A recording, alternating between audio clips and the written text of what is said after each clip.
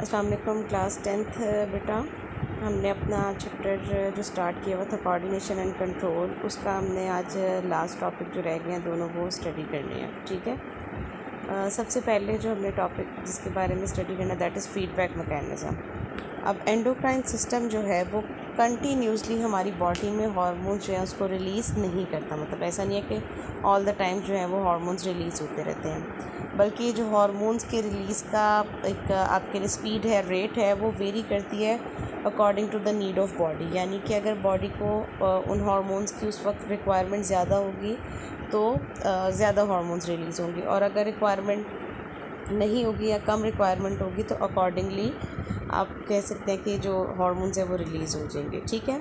अब जिस तरह से आप कह लें कि बाकी के जितने भी हमारे सारे फंक्शंस हैं बॉडी के, वो रेगुलेट होते हैं, लाइक सारे के सारे हमारे जो सिस्टम है वो रेगुलेटेड होते हैं। इसी तरह से हमारा जो एंडोक्राइन सिस्टम है वो भी रेगुलेट होता है, और वो जो रेगुलेट होता है यानी एक सिस्टम जो प्रॉपर्ली वर्क करता है वो वर्क करता है वाया फीडबैक मैकेनिज़्म। ठीक है। फीडबैक मैकेनिज़्म है जिसके थ्रू एंडोक्राइन सिस्टम जो है वो अपना फंक्शन परफॉर्म करता है। अब ये फीडबैक मैकेनिज़्म में होता क्या है बेसिकली, कि जो एंडोक्राइन सिस्टम का यानी जो ग्लैंड एक आउटपुट दे रहा है, जो हार्मोन्स रिलीज़ कर रहा है, वो आउटपुट जो है बेसिकली आप कह सकते हैं कि एंडोक्राइन सिस्टम को असिस्ट करता है, एंडोक्राइन सिस्टम को बताता है कि उसको मज़ीद हार्मोन्स रिलीज़ करने चाहिए या नहीं करने चाहिए, हार्मोन्स की रिलीज़ को बढ़ा देना चाहिए या कम कर देना चाहिए। फ़ीडबैक बेसिकली क्या होता है, आप देखें कभी किसी रेस्टोरेंट वगैरह में जाते हैं तो वो आपको एक फॉर्म दे देते हैं फ़ीडबैक के लिए। ठीक है ना। तो हर कोई एक फ़ीडबैक मांगता है। फ़ीडबैक में क्या होता है कि आप बताते हैं उनकी सर्विसेज के बारे में बताते हैं। अगर लेट सपोज़ आप रेस्टोरेंट में गए हुए हैं तो रेस्टोरेंट को उनकी सर्विसेज के बारे में बताएंगे, उनके एम्बियंस का बता दिया आपने, उनके खाने के टेस्ट का बता दिया। So that is called as feedback, यानी किसी को किसी चीज़ के बारे में बताना कि उसको हम बोलते हैं फ़ीडबैक। ठीक हो गया। सो ये जो एंडोक्राइन सिस्टम है ये भी रेगुलेट होता है वाया फीडबैक मैकेनिज़्म। अब वो फीडबैक मैकेनिज़्म है क्या, अब ये दो तरह के आप कह लें कि फीडबैक मैकेनिज़्म काम करते हैं एंडोक्राइन सिस्टम में। First one is called as negative feedback and other one is called as positive feedback. ठीक हो गया। अब नेगेटिव फीडबैक में क्या होता है कि जो आउटपुट है वो प्रोसेस का, the output of a process decreases और inhibit the process. What does it means कि जो एंडोक्राइन सिस्टम एक हार्मोन रिलीज़ कर रहा है, ठीक है, वो उसका आउटपुट हो गया उस ग्लैंड का कि जो उसने हार्मोन रिलीज़ किया, उसको हम उसका क्या कहेंगे, आउटपुट कहेंगे। तो वो जो आउटपुट है वो क्या करता है, प्रोसेस को इनहिबिट करता है या रोकता है। ठीक हो गया। अब आप कह लें कि ताकि वो जो कंडीशंस हैं वो नॉर्मल की तरफ वापस आ सके, इसको समझने के लिए, इस मैकेनिज़्म को समझने के लिए हम एग्जांपल लेते हैं ब्लड ग्लूकोज लेवल की। ठीक है। अब होता क्या है कि जब हमारी बॉडी में ब्लड ग्लूकोज कंसनट्रेशन जो है वो इंक्रीज़ होती है, वो किस वक्त इंक्रीज़ होगी, जब हमने कोई फूड इनटेक की तो उस वक्त हमारे बॉडी में जो ग्लूकोज का लेवल है वो हाई हो जाता है, क्योंकि अल्टीमेटली ग्लूकोज में ब्रेक डाउन होगी फूड की। सो उस केस में जब ब्लड ग्लूकोज लेवल हाई है तो क्या होता है, पेंक्रियाज इंसुलिन को स्क्रीट करता है। ठीक हो गया। अब पेंक्रियाज ने इंसुलिन को स्क्रीट करना शुरू कर दिया। अब वो इंसुलिन क्या करती है, वो इंसुलिन ग्लूकोज को कन्वर्ट करती है इनटू ग्लाइकोजन। ठीक हो गया। उसको ग्लाइकोजन में कन्वर्ट करती है और लिवर में स्टोर करती जाती है। अब इंसुलिन रिलीज़ हो रही है कंटिन्यूसली, और वो जितनी भी सरप्लस इंसुलिन है यानी जितनी ज़्यादा अमाउंट में जितनी ज़्यादा सरप्लस अमाउंट में ग्लूकोज है जिसने हमारा ब्लड ग्लूकोज लेवल हाई किया हुआ है, उसको अल्टीमेटली क्या कर रही है, ग्लाइकोजन में कन्वर्ट कर रही है। जैसे जैसे ग्लाइकोजन में कन्वर्ट होता जा रहा है तो अल्टीमेटली जो ब्लड का ग्लूकोज लेवल है वो डाउन होना स्टार्ट हो जाएगा। ठीक है। जैसे ही ब्लड का ग्लूकोज लेवल डाउन होगा अल्टीमेटली इंसुलिन की प्रोडक्शन रुक गई। ठीक है। अब ये इंसुलिन की प्रोडक्शन किस वजह से रुकी है, ब्लड ग्लूकोज लेवल डाउन होने की वजह से रुकी है। तो ये फीडबैक गया। ठीक है। यानी कि एक वो जो आउटपुट था, इनपुट उसकी हमारे पास इंसुलिन की जो रिलीज़ थी उसने अल्टीमेटली ब्लड ग्लूकोज कंसनट्रेशन लो कर दी। जब ब्लड ग्लूकोज कंसनट्रेशन लो हो गई तो इंसुलिन की प्रोडक्शन रुक जाएगी। ठीक।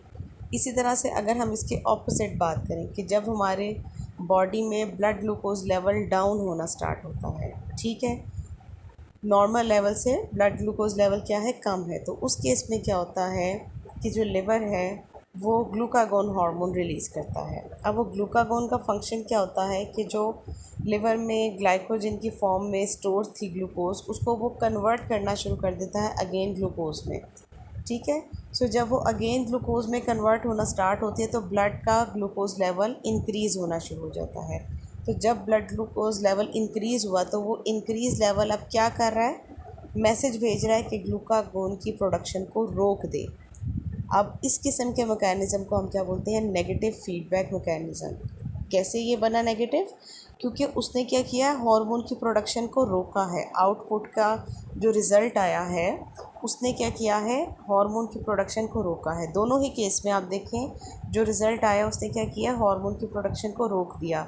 और इसमें आपने ब्लड ग्लूकोज लेवल इंक्रीज़ और डिक्रीज़ दोनों की तरह से देख लिया। ठीक है, नेक्स्ट हमारे पास आ जाता है पॉजिटिव फीडबैक। अब पॉजिटिव फीडबैक में क्या होता है कि जो आउटपुट होता है रिज़ल्ट का, वो उसका प्रोसेस का जो आउटपुट होता है वो उसकी हार्मोन की प्रोडक्शन को इन्हांस करता है, यानी मज़ीद बढ़ाना शुरू कर देता है। अब उसकी एग्जांपल में हम देख लेते हैं कौन सा आता है, सक्लिंग एक्शन ऑफ एन इन्फेंट। ठीक हो गया ना, कि जो सक्लिंग एक्शन होता है वह जो मदर फीड के दौरान होता है, तो उस वक्त क्या होता है कि जब जो इन्फेंट होते हैं यानी छोटे बेबीज़ होते हैं, जब वो सक्लिंग करते हैं तो उस केस में क्या होता है कि जो हार्मोन है बेसिकली जो क्या कर रहा है, मिल्क प्रोड्यूस कर रहा है, उसकी प्रोडक्शन बढ़ जाती है। जैसे जैसे सक्लिंग बढ़ती है मिल्क प्रोडक्शन बढ़ती चली जाती है। वो हार्मोन है जो बॉडी में रिलीज़ होते हैं, जो क्या करते हैं, मिल्क प्रोडक्शन बढ़ा देते हैं। अब इस केस में क्या हुआ है कि जो आउटपुट था प्रोसेस का, उसने हार्मोन की प्रोडक्शन को बढ़ाया है, हार्मोन की प्रोडक्शन को रोका नहीं है। नेगेटिव फीडबैक में क्या हुआ था, हार्मोन की प्रोडक्शन रुक गई थी। ठीक है, अब अगर इस टॉपिक की हम बात करें तो इसमें अगर आपने हेडिंग्स देखें, जो फर्स्ट में आप देखें कि endocrine glands do not secretes their hormones at a constant rate, the rate varies with the needs of the body. ठीक हो गया। इसमें आप like many other functions in body the secretion of hormone is also regulated by feedback mechanism. इसके ऊपर आप heading डाल दें रेगुलेशन ऑफ एंडोक्राइन सिस्टम। ठीक है, इसके ऊपर हेडिंग आ जाएगी आपकी regulation of endocrine system.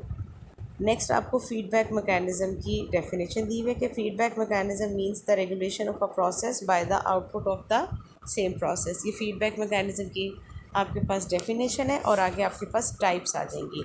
Feedback mechanism are of two type, positive and negative. अब आपने करना क्या, पहले फीडबैक मैकेनिज़्म की डेफिनेशन लिखनी है, फिर टाइप्स लिखें और लास्ट पे आपकी वो वाली हेडिंग आ जाएगी रेगुलेशन वाली। ठीक, इसके बाद नेक्स्ट आ जाएगी नेगेटिव फीडबैक मैकेनिज़्म, आपके पास हेडिंग आ जाएगी और आगे फॉर एग्जांपल्स उसकी हेडिंग आ जाएगी एग्जांपल की। Similarly in positive feedback mechanism में भी फर्स्ट लाइन उसकी डेफिनेशन है और फॉर एग्जांपल से आपके पास एग्जांपल आ जाएगी। ठीक हो गया। अच्छा जी, अब आप आ जाएँ, ये आपको देखें डायग्राम दी हुई है जिसमें आपको हर एक एक हार्मोन की जो है ना वो लोकेशन बताई हुई है कि कौन सा हार्मोन कहाँ पर प्रेजेंट है। सो अगर आपको क्वेश्चन आता है ना बोर्ड में किसी भी हार्मोन का, तो आपने करना क्या है कि जिस हार्मोन के बारे में क्वेश्चन आपसे पूछा जाएगा, आपने उस जिस ग्लैंड के बारे में आपसे पूछा जाएगा, हार्मोन ये ग्लैंड्स की आपको पिक्चर्स दी हुई कि कौन सा ग्लैंड कहाँ पर प्रेजेंट है। ठीक हो गया। तो जिस ग्लैंड के बारे में भी आपसे क्वेश्चन पूछा जाएगा, आपने करना क्या है कि उसी ग्लैंड की आपने डायग्राम को ड्रॉ करके साथ लेबल करना है। आप देखें तो ये आपको सेपरेट करके भी दिखाए हुए हैं। देखिए पिट्यूटरी ग्लैंड है, फिर आपको लिवर दिखाया हुआ है, फिर एड्रीनल ग्लैंड दिखाए हुए हैं, ओवरीज आपको दिखाई हुई हैं, टेस्टिस दिखाई हुई हैं आपको। उसके अलावा ये देखिए आपको thyroid gland and parathyroid gland भी दिखाए हुए हैं। तो जो आपसे पूछा जाएगा ग्लैंड, आपने उस ग्लैंड की डायग्राम को ड्रॉ कर देना है। ठीक, लास्ट हमारे पास अब टॉपिक आ जाता है disorder of nervous system. Obvious सी बात है, जब भी हम कोई सिस्टम पढ़ते हैं तो उससे रिलेटेड डिसऑर्डर्स भी हम देखते हैं। तो नर्वस सिस्टम हमने इस चैप्टर में पढ़ा था, तो नर्वस सिस्टम के हम डिसऑर्डर देखते हैं। एंडोक्राइन सिस्टम की जहाँ तक डिसऑर्डर्स की बात है तो वो हमने हर ग्लैंड के साथ साथ देख लिया है कि हार्मोन की जब किसी भी किस्म की कोई आप कह लें कि ओवर प्रोडक्शन होती है या अंडर प्रोडक्शन होती है, तो हर केस में क्या होता है डिसऑर्डर होता है। वो डिसऑर्डर आपने साथ में पढ़ लिए हैं।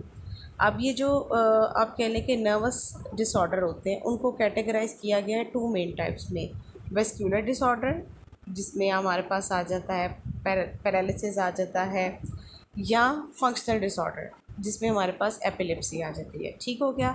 जो वेस्कुलर डिसऑर्डर्स होते हैं ये होते हैं due to the disturbance in blood supply to nervous system, यानी अगर नर्वस सिस्टम को ब्लड सप्लाई ना हो सके, उसमें किसी किस्म की डिस्टर्बेंस आ जाए, तो उस केस में जो डिसऑर्डर होता है उसको हम बोलते हैं वेस्कुलर डिसऑर्डर। और जबकि फंक्शनल डिसऑर्डर क्या होता है, it is due to the distribution in nerve impulse generation and transmission की। अगर जो नर्व इम्पल्स जो है उसमें किसी किस्म की डिस्टर्बेंस आ रही है, यानी मैसेज ठीक से कन्वे नहीं हो रहा, तो उस किस्म के जो डिसऑर्डर होते हैं वो फंक्शनल डिसऑर्डर में आ जाते हैं। ठीक हो गया। इसको अब हम वन बाय वन देखते हैं। सबसे पहले हमारे पास आता है पैरालिसिस। पैरालिसिस में होता क्या है, या तो कम्प्लीटली बॉडी जो है वो अपना बॉडी के जो मसल्स होते हैं वो काम करना छोड़ देते हैं, या फिर पार्शली जो है वो मसल्स काम करना छोड़ देते हैं। ठीक हो गया। और ये इसका अगर हम कॉज की बात करें तो ये mainly it is due to the damage to the central nervous system. ठीक हो गया कि अगर सेंट्रल नर्वस सिस्टम जो है ब्रेन या स्पाइनल कॉर्ड वो अगर डैमेज हो जाता है तो उसमें पैरालिसिस होता है। ठीक हो गया। अब ये जो डैमेज है ये सम टाइम स्ट्रोक की वजह से भी हो सकता है, यानी कि जो ब्लड वेसल्स होती हैं वो रप्चर हो जाती हैं जो कि ब्रेन और स्पाइनल कॉर्ड को ब्लड पहुंचा रही हैं, या सम टाइम कोई क्लॉट बन जाता है ब्लड वेसल्स में, उसकी वजह से भी पैरालिसिस हो सकता है। और सम टाइम कोई पॉइज़न जो होता है वो प्रोड्यूस होता है, जैसे कि पोलियो वायरस होते हैं, वो क्या करते हैं बॉडी में ऐसा पॉइज़न प्रोड्यूस करते हैं कि जिसकी वजह से ब्लड सप्लाई जो है वो रुक जाती है ब्रेन या स्पाइनल कॉर्ड को, और अल्टीमेटली क्या हो जाता है, पैरालिसिस हो जाता है। ठीक हो गया। अब कुछ पेशेंट्स जो होते हैं they have weak paralysis through out their body. ठीक हो गया। या सम टाइम क्या होता है उनकी किसी बॉडी की एक साइड पे पैरालिसिस हो जाता है। सम टाइम जो लोअर एक्सट्रीमिटीज़ होती हैं उसमें हो जाती है, यानी सिर्फ जो होती है टांगे काम नहीं करती, बाकी सारे हाथ वगैरह काम ठीक से कर रहे होते हैं। या सम टाइम होता है कि जो फोर लिम्स है यानी बाजू और टांगे, उसका भी पैरालिसिस हो जाता है। सम टाइम लेफ़्ट साइड का भी पैरालिसिस हो जाता है, सम टाइम राइट साइड का भी पैरालिसिस हो जाता है। सो दैट मीन्स कि ज़रूरी नहीं है कि पूरी बॉडी में ही पैरालिसिस हो, सम टाइम बॉडी के किसी एक पार्ट में भी इस तरह से हो सकता है। पैरालिसिस को आम जुबान में फालिज भी कहा जाता है। ठीक हो गया। इसमें अगर आप देखें तो पहली जो लाइन है that is the definition of paralysis, उसके बाद जो है it is most often caused by, ये इसका कॉज आ जाएगा। ठीक हो गया। और नेक्स्ट लास्ट जो पैराग्राफ है आपका, पेशेंट में have weak paralysis throughout his her body और have paralysis in one side of the body. They may also be paralysis in the lower extremities और इन ऑल फोर लिम्स। ठीक हो गया। या जगह paralysis in body different body parts, paralysis in different body parts. ये तीन इसकी headings बन जाएंगी।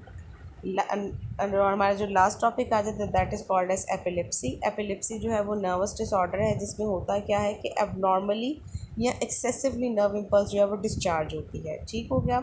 अब ये एबनॉर्मल या एक्सेसिव नर्व इम्पल्स के डिस्चार्ज होने की वजह से क्या होता है कि जो पेशेंट्स होते हैं उनको अनप्रोवोक्ड सीजर्स या फिट्स पड़ना शुरू हो जाते हैं। ठीक है, झटके लगना शुरू हो जाते हैं।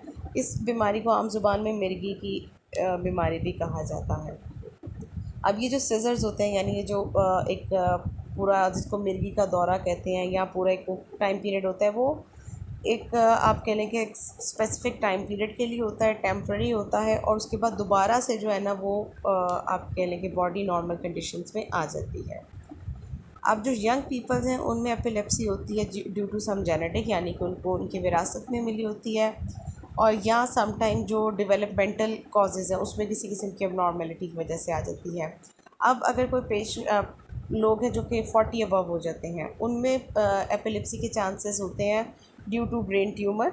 ठीक हो गया। या अगर किसी किस्म का कोई हेड ट्रॉमा है, यानी कि सर में किसी किस्म की कोई चोट लग गई है, या नर्वस सिस्टम जो है उसमें किसी किस्म का कोई इन्फेक्शन हो गया है, तो उस वजह से किसी भी एज में एपिलेप्सी हो सकती है। ठीक हो गया। इसका कोई परमानेंट हमारे पास क्योर नहीं है, बट येस मेडिसिन ज़रूर प्रेजेंट है जिसकी वजह से वो जो फिट्स हैं, जो सीजर्स हैं, उनको कंट्रोल किया जा सकता है। ठीक है। अब अगर वो पेशेंट रेगुलरली मेडिसिन लेते रहें तो उनके जो फिट्स होते हैं वो कंट्रोल में आ जाते हैं, और आप कह लें कि जो उसका ड्यूरेशन होता है वो कम हो जाता है। लेकिन अगर वो लेना बंद कर दे मेडिसिन को तो फिर वो उनके लिए डेंजरस होते हैं। और सम टाइम ये आप कह लें कि इसके जो सीजर्स होते हैं ना ये बड़े डेंजरस होते हैं। क्यों? क्योंकि वो इतनी ज़ोरदार किस्म का झटका उनको एकदम से लगता है ना कि खुदा न खास्ता अगर उनके सामने कोई हार्ड चीज़ पड़ी हो तो उससे उनको सीरियस इंजरी भी हो सकती है। ठीक। अच्छा, इसमें आप देखें पहली जो लाइन है इम्पल्सेस इन ब्रेन तक, ये इसकी आपके पास डेफिनेशन आ जाएगी। नेक्स्ट आपके पास इसका कॉज आ जाएगा, यहाँ तक एट एनी एज तक। नर्वस सिस्टम इन्फेक्शन में cause epilepsy at any as. ठीक हो गया, यहाँ तक इसका कॉज आ जाएगा और लास्ट जो पैराग्राफ है ये इसका क्योर आ जाएगा। ठीक है, ये इसकी आप कह लें कि कंप्लीट हेडिंग्स हैं। सो आज हमारा चैप्टर कंप्लीट हो गया है। आपने यहाँ तक इसको लर्न करना है। Thank you so much.